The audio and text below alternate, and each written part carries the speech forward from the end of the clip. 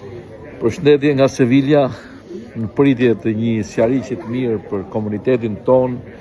Po lexoja një shkrim të Ben Blushit që si gjithmonë shkrimet e tija janë shumë ndriçuese edhe i ndriçojnë mendjet tona.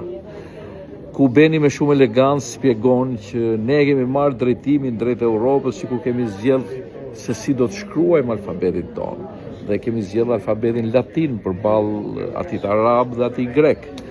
Dhe me shumë simpati Beni thotë për gjitha ato vite që ne jemi transformuar dhe ne po i vujmë sot të gjithë sundimit që ne na ka bërë Perandoria Otomane. Dhe unë doja ta vazhdoja me dy fjalë miqtë e mi shkrimin e Benit për realitetin e sotshëm.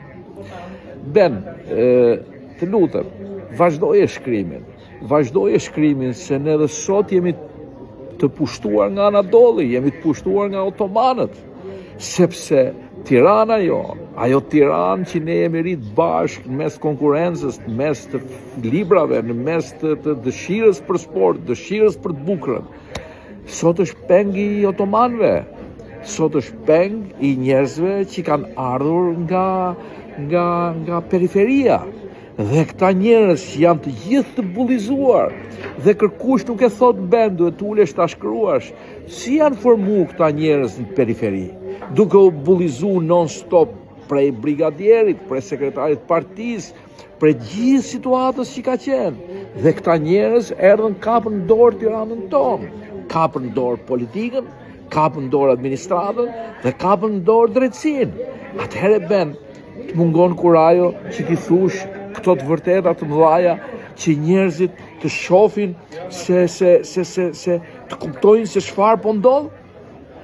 Ben, ne na duhet t'i themi këto të vërteta dhe të mbështesim ata pak njerëz që janë në drejtim të institucioneve dhe të vendit tonë, që janë me mentalitet qytetar, janë me mentalitet oksidental.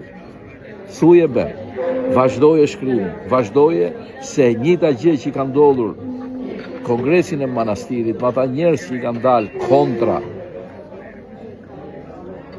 shkrimit alfabetit latin, janë njëjtit njerëz që po i dalin sot kontra këtij realiteti për të shkuar atje ku e meritojmë. Respekte Ben dhe vazhdoje.